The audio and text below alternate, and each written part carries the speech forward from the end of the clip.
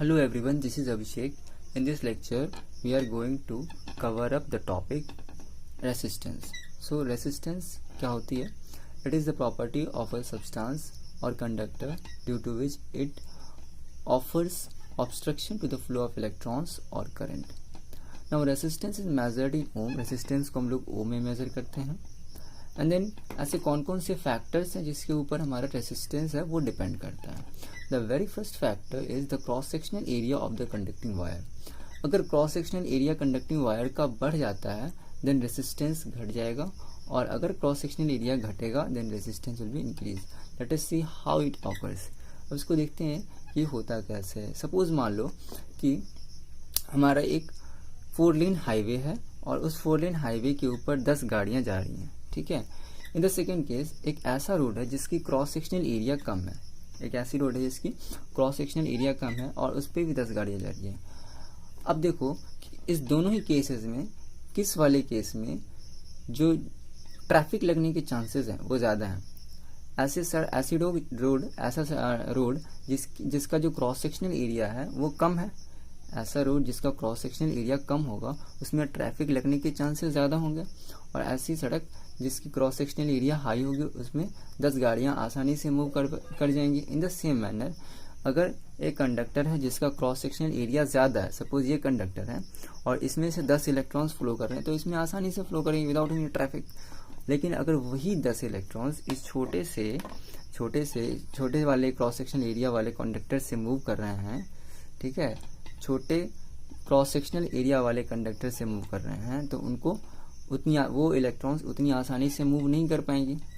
That is why the resistance is inversely proportional to the cross sectional area of the conducting wires. ठीक है, यानी कि हमारा cross sectional area बढ़ेगा, electrons will move easily. Electrons आसानी से move कर पाएंगे, बट जैसे ही क्रॉस सेक्शनल एरिया घट जाएगा electrons will not be able to move easy. That's why अगर इलेक्ट्रॉन्स आसानी से मूव नहीं कर पा रहे हैं इसका मतलब रेसिस्टेंस ज़्यादा है, और अगर इलेक्ट्रॉन्स आसानी से मूव कर पा रहे हैं इसका मतलब रेसिस्टेंस कम है. ठीक है, इसका मतलब जिस वायर का क्रॉस सेक्शनल एरिया ज़्यादा होगा उसका रेसिस्टेंस कम होगा, और जिस कंडक्टिंग वायर का क्रॉस सेक्शनल एरिया कम होगा उसका रेसिस्टेंस ज़्यादा होगा. दैट्स वाई हमने एक रिलेशन फाइंड आउट किया कि resistance is inversely proportional to the cross sectional area of the conducting wires. Now second is resistance depends on the length of the wire. ठीक है, अब ये लेंथ के ऊपर कैसे डिपेंड करता है. देखो सपोज कि हमने 2 कंडक्टिंग वायर लिया है अगेन. ठीक है, एक कंडक्टिंग वायर का लेंथ ज़्यादा है और दूसरे वाले का छोटा है.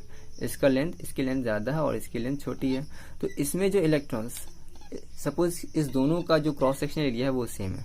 ठीक है, इस दोनों का क्रॉस सेक्शनल एरिया सेम लेना है, और इस वाले का लेंथ ज़्यादा है, इस वाले का लेंथ कम है. तो उस केस में क्या होगा, जो इलेक्ट्रॉन्स मूव कर रहे होंगे लंबे वायर में, उन लंबे वायर्स में तो इलेक्ट्रॉन्स को ज़्यादा देर तक रिपल्सन फेस करना पड़ेगा लंबे वायर में, और छोटे वाले वायर में इलेक्ट्रॉन्स को कम देर तक रिपल्सन फेस करना पड़ेगा. इलेक्ट्रॉन के बीच तो रिपल्सन भी होता है. तो अगर इलेक्ट्रॉन के बीच रिपल्सन हो रहा है ज़्यादा समय के लिए, इट मीन्स जो लंबा वाला वायर है, जो लंबा वाला कंडक्टिंग वायर है उसमें रेजिस्टेंस ज़्यादा होगा, और छोटे वाले वायर में जो रेजिस्टेंस होगा वो कम होगा. ठीक है, तो यहाँ से एक रिलेशन हमें ये मिला कि as the length of the conducting wire increases the resistance of the conducting wire also increases. जैसे ही हम लेंथ को बढ़ाएंगे रेजिस्टेंस भी हमारा इंक्रीज कर जाएगा, and as we decrease the length the resistance also decreases. तो यहाँ से क्या रिलेशन मिला हमें, resistance is directly proportional to the length of the conducting wire. Resistance जो होगा वो डायरेक्टली प्रोपोर्शनल होगा length of the conducting wire के. ठीक है, now first relation is resistance is inversely proportional to the cross sectional area of the conducting wire. Second is resistance is directly proportional to the length of the conducting wire. Now अगर दोनों ही equation से हम relation find out करें तो ये हमें पता चला कि resistance is directly proportional to the L/A. Resistance जो होगा वो डायरेक्टली प्रोपोर्शनल होगा L/A से. And if we replace this proportionality sign then we have to put a constant here. So R will be equal to rho L by A. R will be equals to rho L by A, where this sign represents rho and this is resistivity. So resistivity is what? Resistivity is equals to R A upon L, R into A upon में L, ठीक है. So this is resistivity, ये होगी हमारी resistivity. अब देखिए कि ये जो रेसिस्टिविटी है इसकी SI यूनिट क्या होगी, इसकी SI यूनिट क्या होगी. देखो इसकी क्या होती है, रेसिस्टेंस की ओम और एरिया की मीटर स्क्वायर और लेंथ की मीटर, ठीक है. तो मीटर से 1 मीटर कैंसिल हो जाएगा, that is ohm metre. So this will be the SI unit of resistivity.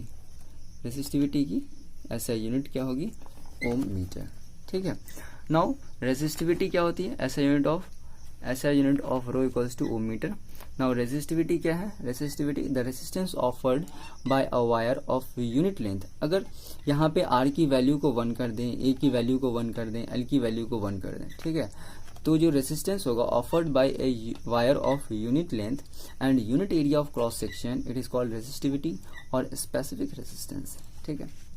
तो रेसिस्टिविटी क्या होगी, अगर मान लो कि ये एक कंडक्टिंग वायर है, इसका रेसिस्टेंस 1 यूनिट है, एरिया ऑफ क्रॉस सेक्शन भी 1 यूनिट है और इसकी लेंथ भी 1 यूनिट की है, ठीक है.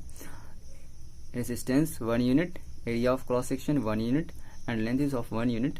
देन इसकी जो रेसिस्टिविटी हो जाएगी that will be of 1 unit. तो रेसिस्टिविटी भी 1 यूनिट का हो जाएगा. इसको बोलते हैं, इसको हम लोग बोलते हैं रेसिस्टिविटी. इसका जो रेसिस्टेंस होगा वो 1 यूनिट का होगा. That is the resistance offered by a wire of unit length and unit area of cross section, it is called the resistivity और specific resistance.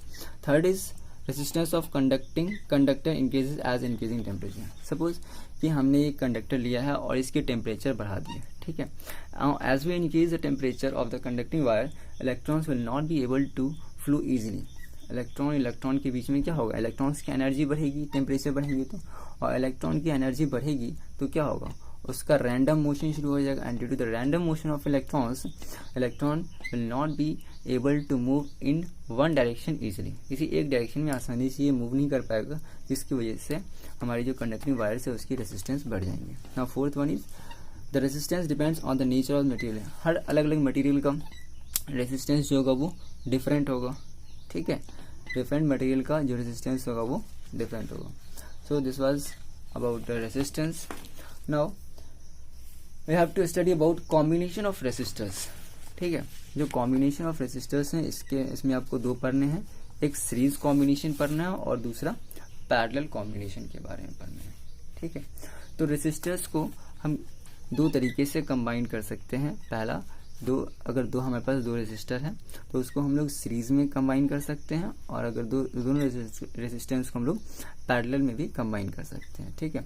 Series combination of resistors का मतलब क्या होता है, ठीक है. सपोज कि ये हमारे पास 2 रेसिस्टर हैं, ठीक है. 2 रेसिस्टर जैसे भी ओम का मान लो, इसको 2 ओम 4 ओम जो भी मानना है मान लो, वो इस तरीके से कनेक्टेड है सो दैट दोनों ही रेसिस्टर्स में सेम करंट फ्लो कर रहा हो, ठीक है. सपोज ये दोनों रेसिस्टर्स को हमने ऐसे कनेक्ट कर रखा है इस तरीके से, ठीक है.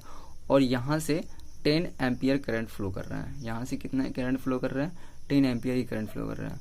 तो 10 एम्पियर 10 एम्पियर 10 एम्पियर करंट सब में सेम रहेगा. इसमें भी 10 एम्पियर, इसमें भी 10 एम्पियर, मीन्स करंट जो है वो चेंज नहीं करेगा, ठीक है. सो ये वाला जो कॉम्बिनेशन है, इस कॉम्बिनेशन को हम क्या बोलेंगे, series combination of the resistors. Now अगर हम इसी कंडक्टर को कुछ इस तरीके से कनेक्ट करें, ठीक है, ऐसे करके, यहां से अब यहाँ पे एक आ रहा है 10 एम्पियर करंट, ठीक है. तो अब देखोगे कि कुछ ऐसे इस तरीके से, ठीक है, और यहाँ से 2 वायर्स ऐसे लगा दें.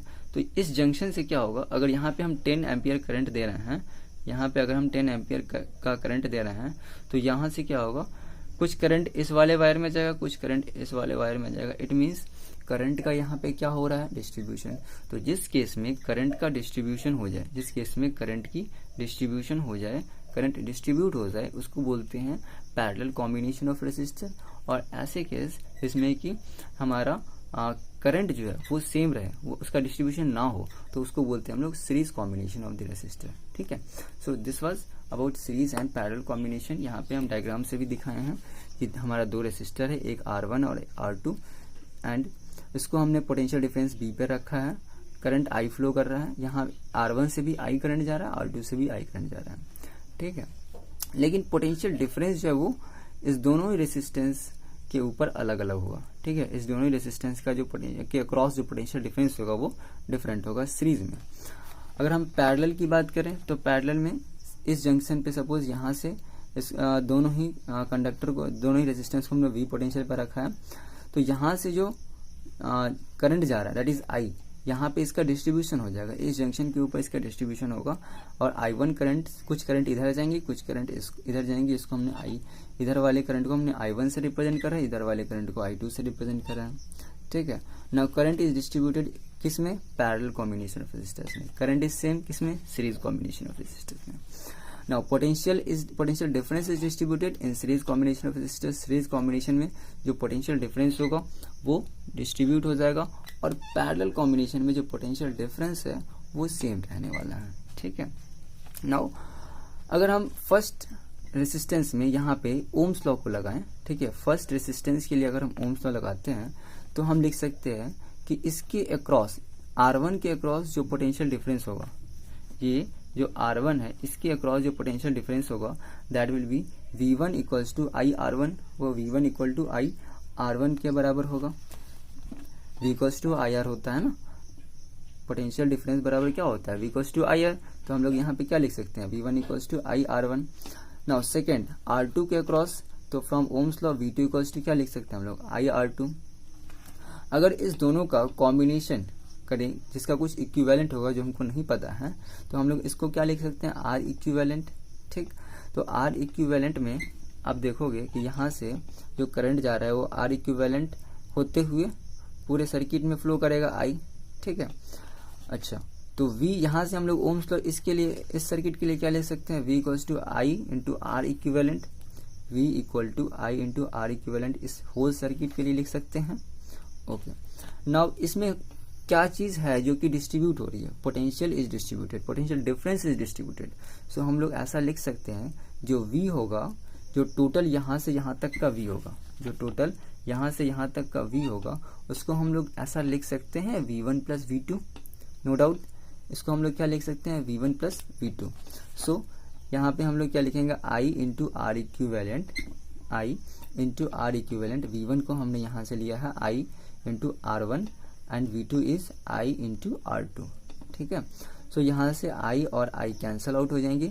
जो equivalent resistance series combination of resistors के लिए, equivalent resistance series combination of resistors के लिए आ जाएगा R equivalent equals to R1 plus R2, okay. So this was all about the series combination of resistors.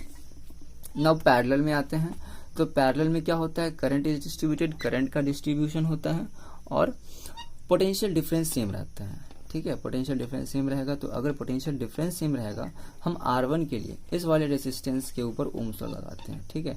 तो यहाँ पे अगर आप ओम्स लॉ लगाओगे R1 के लिए तो क्या लिख सकते हो? इसमें R1 के में कितना करंट जा रहा है? I1 करंट जा रहा है। सिंस पोटेंशियल डिफरेंस सेम रहेगा R1 और R2 के अक्रॉस, तो हम लोग यहाँ से ओम्स लॉ से लिख सकते हैं कि V equals to I1 R1। Again R2 के लिए क्या लिख सकते हैं? Similarly V equals to I2 R2, ठीक है। और यहाँ से I2 की वैल्यू क्या निकल जाएगी? V upon R2। यहाँ से I1 की value V upon R1। Again पूरे अगर कॉम्बिनेशन ऑफ पूरे अगर इस सेट की बात करें, इस सर्किट की बात करें, जो इक्विवेलेंट सर्किट है हमारा, यहाँ पे जो R इक्विवेलेंट है इसमें करंट कितना फ्लो करेगा? I करंट जा रहा है, ठीक है। यहाँ पे अगर इस इक्विवेलेंट सर्किट के लिए अगर हम ओम्स लगाते हैं then we can write it as V equals to I into R equivalent. तो हम लोग यहाँ पे V equals to I into R equivalent लिख सकते हैं। तो I की वैल्यू यहाँ से क्या मिल जाएगी हमें? V अपॉन में R इक्विवेलेंट, ठीक है। यहाँ पे I की वैल्यू क्या मिल जाएगी? V अपॉन में R इक्विवेलेंट। अब देखो यहाँ पे करंट इज डिस्ट्रीब्यूटेड, किसका डिस्ट्रीब्यूशन हो रहा है? करंट का, ठीक है। यहाँ पे आपने देखा कि I जो है, I ये वाला जो I है वो किसके बराबर होगा? I1 प्लस I2 के बराबर। ये वाली जो I है ये इस दोनों के सम के बराबर होगी। दैट्स वाई हम लोग यहाँ पे लिख सकते हैं कि I will be equal to I1 plus I2। So I की वैल्यू हमने क्या निकाली थी? V अपॉन में R equivalent. I1 was V upon R1 and I2 was V upon R2। यहाँ पे आप देखोगे देखोगे तो V हमने कॉमन लिया है, तो यहाँ पे 1/R1 हो जाएगा, प्लस में 1/R2 हो जाएगा, V will be cancelled out. So 1/R equivalent will be equal to 1/R1 plus में 1/R2। ठीक है, अगर n रेसिस्टर्स हो, अगर एक दो से ज़्यादा रेसिस्टर्स हो तो हम लोग कुछ इस तरीके से लिख सकते हैं 1/R1 plus 1/R2 plus plus dot dot dot 1/R1। So this was for n resistors in parallel. Okay, अगर दो रेसिस्टर्स पैरेलल हैं तो उनके लिए फॉर्मूला क्या आ गया, 1/R equivalent equals to 1/R1 plus 1/R2। और सीरीज के लिए क्या आ गया हमारा, R equivalent equal to R1 plus R2। ठीक है, so this was all about the resistance. In the next lecture we will do problems on resistance, okay, and Ohm's law also. So thank you very much.